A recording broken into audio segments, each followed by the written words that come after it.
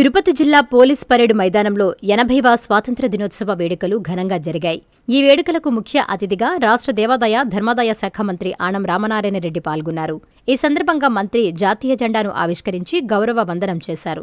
స్వాతంత్ర్య దినోత్సవాన్ని పురస్కరించుకుని రాష్ట్ర ప్రజలకు హృదయపూర్వక శుభాకాంక్షలు తెలిపారు. వేదికపై మంత్రి ఆనం మాట్లాడుతూ ఎందరో మహనీయుల త్యాగాలు, పోరాటాలు, బలిదానాల ఫలితంగా మన దేశానికి స్వాతంత్ర్యం లభించిందని మంత్రి పేర్కొన్నారు.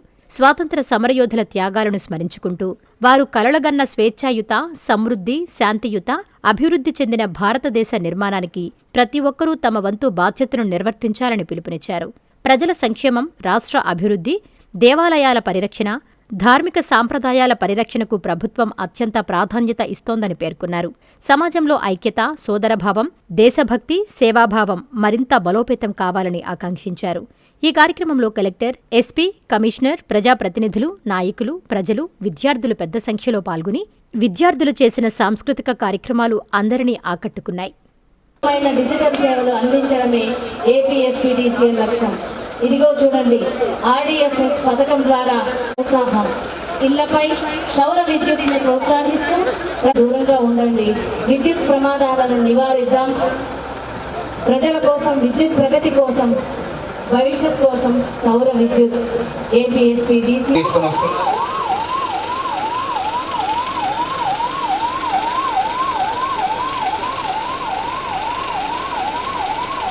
దినోత్సవ కార్యక్రమంలో పాల్గొనేందుకు ఉత్సాహంతో హాజరైన ప్రజలకు, ప్రజాప్రతినిధులకు, అధికారులకు, మీడియా ప్రతినిధులకు నా హృదయపూర్వక స్వాతంత్ర్య దినోత్సవ శుభాకాంక్షలు. ముఖ్యంగా భావి భారత పౌరులకు నా శుభాశీస్సులు.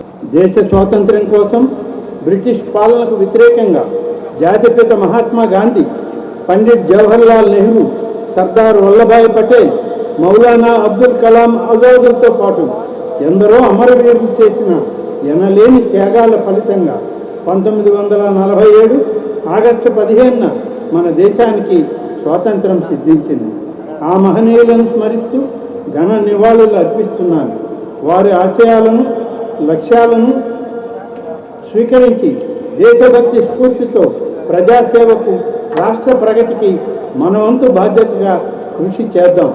గౌరవ ముఖ్యమంత్రి శ్రీ నారా చంద్రబాబు నాయుడు గారి సారథ్యంలో, గౌరవ ఉప ముఖ్యమంత్రి శ్రీ కొణిదెల పవన్ కళ్యాణ్ గారి మార్గదర్శకత్వంలో కుల, మత, పార్టీలకు అతీతంగా ప్రజల అభివృద్ధి ధ్యేయంగా గడిచిన 2 సంవత్సరాల కాలంలో అర్హులైన ప్రతి కుటుంబానికి సూపర్ 6 పథకాలతో పాటు మరెన్నో సంక్షేమ ఫలాలను అందిస్తూ అభివృద్ధి కార్యక్రమాలను వాయువేగంతో చేపడుతూ స్వాతంత్ర దినోత్సవ వేడుకలు ఘనంగా జరుపుకుంటూ ఉన్నాం.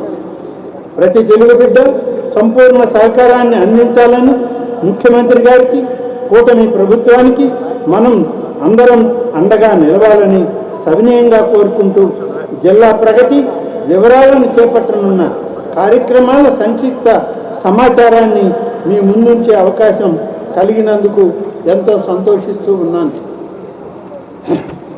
అభివృద్ధి సంక్షేమంతో హామీలకే పరిమితం కాకుండా 2 ఏళ్ల పాలనపై ప్రజలకు లెక్కలు చెప్పడం మంచి పరిపాలనకు నిదర్శనం. 1924 మధ్య ఆర్థిక ఒత్తిడితో వెనుకబడిన రాష్ట్రం గత 2 ఏళ్లలో ముఖ్యమంత్రి గారి నాయకత్వంలో మళ్లీ అభివృద్ధి బాట పట్టింది. జీఎస్డీపీ వృద్ధి, పెట్టుబడుల మూలధనం వ్యయం పెరిగాయి. అమరావతి, పోలవరం పోర్టులు, విమానాశ్రయాలు, రహదారుల వంటి మౌలిక సదుపాయాలపై భారీగా పెట్టుబడులు పెట్టు సంక్షేమంతో పాటు భవిష్యత్ అభివృద్ధికి ప్రభుత్వం ప్రాధాన్యత ఇస్తుంది. పెట్టుబడులు, పరిశ్రమలు, ఉద్యోగాల ద్వారా కుటుంబ ఆర్థిక బలోపేతమే లక్ష్యం. మహిళా పారిశ్రామికవేత్తలకు రుణాలు, ఎస్సీ, ఎస్టీ, బీసీ, మైనారిటీ విద్యార్థులకు ఉన్నత విద్య, పోటీ పరీక్షల్లో శిక్షణతో పాటు ఉత్తరాంధ్ర, రాయలసీమ, కోస్తా ప్రాంతాల్లో సమతుల్య అభివృద్ధికి ప్రభుత్వం కృషి చేస్తుంది. పరిశ్రమలు, ఐటీ, ఏఐ, స్టీల్, ఫార్మా, సాగునీటి రంగాల్లో రాష్ట్రాన్ని సమగ్రంగా అభివృద్ధి చేస్తున్నాం. ముఖ్యమంత్రి గారి విజన్ ఒక ఎన్నికల కాలానికే పరిమితం కాదు. వచ్చే 20-25 సంవత్సరాల అభివృద్ధికి పునాది వేస్తున్నారు. జిల్లాలో 3065 ఎకరాల్లో మల్బరీ సాగు జరుగుతోంది. 950 మంది రైతులు ప్రత్యక్షంగా, మరో 2100 మంది పరోక్షంగా పట్టు పరిశ్రమపై ఆధారపడి జీవిస్తున్నారు. ఈ ఏడాది 136 ఎకరాల్లో కొత్త మల్బరీ తోటలను సాగులోకి తెచ్చాం. 158 పశు వైద్యశాలలు, 306 రైతు సేవా కేంద్రాల ద్వారా సేవలు అందిస్తున్నాం. ప్రతి నియోజకవర్గానికి 2 చొప్పున 14 సంచార వైద్య అంబులెన్స్, 1962 కాల్ సెంటర్ల ద్వారా అత్యవసర సేవలు అందుతున్నాయి. 61 రోజుల వేట నిషేధ కాలంలో 3099 మంది మత్స్యకారులకు 6,20,00,000 రూపాయల ఆర్థిక సహాయం అందించాం. ప్రమాదవశాత్తు మృతి చెందిన 2 మత్స్యకారుల కుటుంబాలకు 20 లక్షల పరిహారం అందించాం. తమిళనాడు మత్స్యకారులతో సమస్యల పరిష్కారానికి 158 కోట్ల రూపాయల అంచనా వ్యయంతో ఎన్సీసీఆర్ సంస్థ ద్వారా డిపిఆర్ని ప్రభుత్వానికి సమర్పించాం.